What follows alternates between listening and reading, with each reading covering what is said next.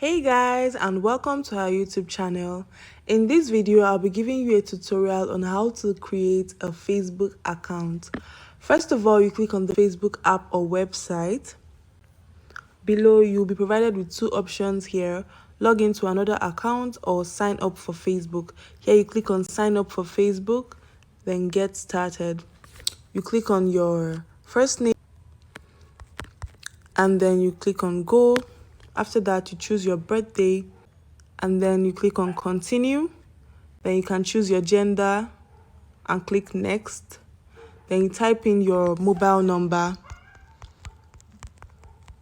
Here you click on continue and then you create a password. Click on go and then you click on sign up.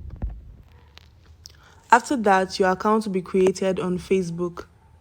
I hope this video has helped you out. Don't forget to give this video a big thumbs up and stay tuned for more tutorials in the future.